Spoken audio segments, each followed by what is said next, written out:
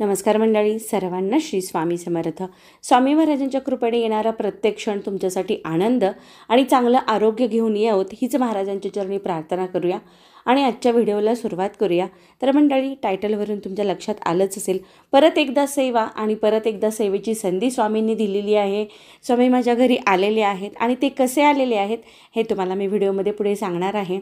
आणि त्याचसोबत आणखीन उद्या तुकाराम बीज आहे, तर त्या तुकाराम बीजेची आपल्याला कोणती सेवा करायची आहे हे देखील ह्या व्हिडिओमध्ये सांगणार आहे. व्हिडिओ छोटासा आहे पण महत्त्वपूर्ण आहे, त्यामुळे शेवटपर्यंत नक्की पहा. तर मंडळी, थोडक्यात सांगते आज शेतातल्या डब्यासाठी काय काय केलं. तर काकडीची भाजी आहे कैरी घालून केलेली, कारलं आहे अगदी चटपटीत वेगळ्या पद्धतीचं, मेथीची भाजी आहे, कैरीची आमटी आहे आणि भात चपाती. हे सर्व रेसिपीज आज शॉर्टमध्ये मी टाकलेल्या आहेत. पाहिल्या नसल्या तर नक्की बघा. कारलं तर अतिशय अप्रतिम चटपटीत असं झालं आणि ही काकडीची भाजी आणि कैरीची आमटी आहे ना, जी आम्ही लहानपणापासून खाता आलेलो आहोत तीच आहे बरं का. अतिशय सुंदर अशा सगळ्या रेसिपीज होतात आपल्या चॅनलवरच्या, अतिशय साध्या सोप्या असतात, जास्त तामझाम नसतो, जास्त झंझट नसते, त्यामुळे सगळ्यांना त्या खूप आवडायला लागल्या. त्याचा खूप आनंद होतो. छान छान कमेंट करता तुम्ही, त्यासाठी पण खूप छान वाटतं बरं का. तर ह्या सगळ्या रेसिपी आपल्या शॉर्टमध्ये आलेल्या आहेत. चला आता आपण पाहूयात की जे आपण जलजिरा केलं होतं की नाही, त्यावेळी आपण हे जिरे वापरले होते. हे मी उन्हात छान वाळवून घेतले आणि आता त्याच्यात जे मिरे घातले होते ते मी मिरे काढून घेतले आणि हे जिरे आणि त्याच्यापेक्षा थोडेसे जास्त धणे, हे दोन्ही पण मी गॅसवरती की नाही गरम करून घेतलं, फक्त जास्त भाजायचं नाही आहे. आता हे जिरेच आपण जलजिरा केलं तर त्याचा व्हिडिओ आपल्या चॅनलवरती आहे. मग फेकून देण्यापेक्षा म्हटलं ह्याची पूड करून ठेवूया, म्हणजे धणे जिरा पूड, आणि ते छान मस्त गरम करून कोमट करून घेतलं आणि मिक्सरच्या भांड्यात घालून छान असं बारीक वाटून घेतलं. आपल्या हाताशी धणे जिरे पावडर असेल ना तर आपल्याला पटकन कोणत्याही भाजीत टाकता येते. विकतची आणण्यापेक्षा ना अशी पटकन घरी केली की हे खूप छान वाटतं आणि घरचं केलेचं समाधान पण मिळतं, कारण धणे पण आमचे घरचेच आहेत शेतातले. मस्त अशी सगळी पूड करून घेतली आणि एका काचेच्या भरणीत वगैरे भरून ठेवायची किंवा मसाल्याच्या डब्यात देखील भरू शकतो. अतिशय उपयोगी असं हे धणे जिरे पावडर आहे, पटकन कोणत्याही भाज्यांमध्ये टाकण्यासाठी उपयोग होतो. जर तुम्ही करत नसताल ना तर अशा छोट्या छोट्या गोष्टी नक्की करत जावा. पाहताल तुम्ही की त्याचा किती छान अनुभव आहे. त्यानंतर तुम्हाला मी एक मिठाचा उपयोग सांगणार आहे, तो म्हणजे आज शनिवार आहे. तर जे खडा मीठ असतं की नाही, तर ते खडा मीठ एका काचेच्या बाऊलमध्ये घ्यायचं आणि त्यामध्ये 7 अशा फुलाच्या लवंगा घ्यायच्या आणि त्या लवंगा अशा रोवून ठेवायच्या. आणि हे जे आहे वाटी मिठाची, ही अशा ठिकाणी ठेवायची आपल्या प्रवेशद्वाराच्या रूमकडे. म्हणजे आता समजा आपलं एंट्रन्स हॉलकडून असेल, लिव्हिंग रूमकडून, तर तिथे अशा ठिकाणी ठेवायची जी येणाऱ्या जाणाऱ्यांना दिसू नये. आणि सोफ्याखाली म्हणा किंवा एखाद्या टेबलखाली म्हणा असे ठेवून द्यायची. ह्याने की नाही जी एंट्रन्सच्या दरवाजातून जे कोणी येत असेल त्यांच्याकडून निगेटिव्ह अशी एनर्जी काही येत असेल ना, तर ती मीठ आहे ना, तर ते मीठ ती ओढून घेतं आणि आपल्या घरामध्ये त्याचा प्रवेश होत नाही नकारात्मक शक्तीचा. त्यामुळे दर शनिवारी मी ह्या गोष्टी करते, ह्या तुमच्यासोबत शेअर केलेल्या आहेत. त्याचबरोबर आपण जे फरशी पुसतो त्या पाण्यामध्ये देखील खडा मीठ टाकायचं आहे. रोज जमत असेल तर, सहज शक्य होत असेल तर रोज टाकावं, नाही जमलं तर किमान शनिवारी तरी खडा मीठ टाकूनच फरशी पुसावी. त्यामुळे नकारात्मक शक्ती आपल्या घरामध्ये प्रवेश करत नाही. आणखीन एक मंडळी, उद्या आहे तुकाराम बीज. तर तुकाराम बीज या दिवशी आपल्याला कोणती सेवा करायची आहे, तर तुकाराम महाराजांचा जो अभंग आहे आपल्या नित्यसेवेमध्ये तो आपल्याला पठण करायचा आहे. त्याचसोबत गीतेचा जो 15वा अध्याय आहे तो देखील आपल्याला पठण करायचा आहे.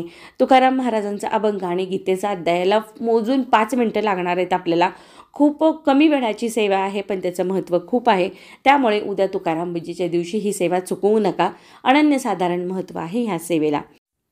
तर मंडळी, आपल्या घरी स्वामी आलेले आहेत, ते कसे सांगते.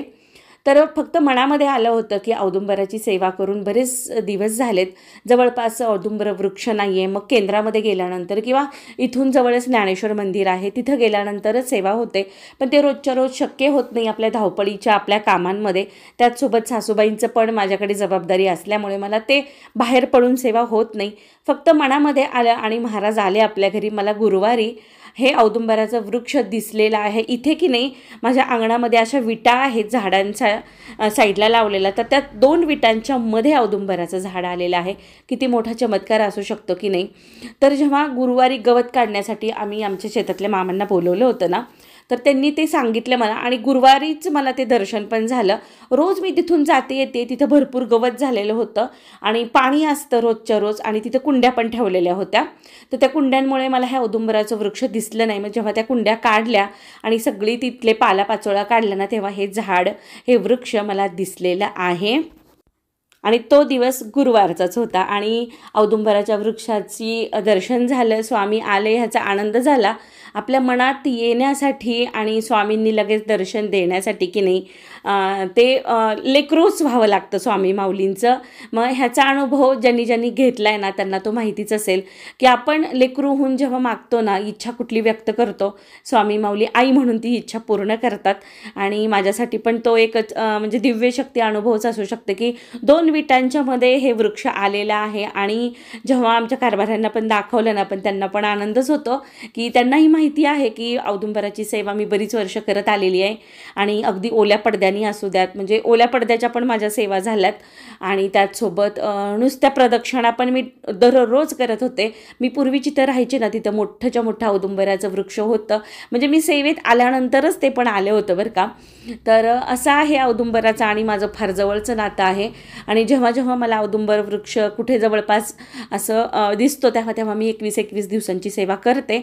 आता देखील आता कुंडीमध्ये ह्यांचा आपण अभिषेक पूजन करून स्थानपन्न करणारच आहोत त्या वृक्षाला आणि नंतर मग संकल्पित सेवा करणार आहोत. असं हे आहे आपलं आणि स्वामींचं नातं. आणि ज्यांनी ज्यांनी अनुभव घेतला ना त्यांनी श्री स्वामी समर्थ कमेंट करायला विसरू नका. अतिशय दिव्य चमत्कार आहे गुरुवारी औदुंबराचं वृक्ष दिसणं.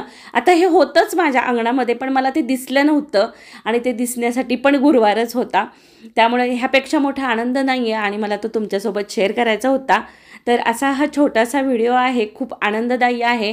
कसा वाटला आहे कमेंट करून नक्की सांगा.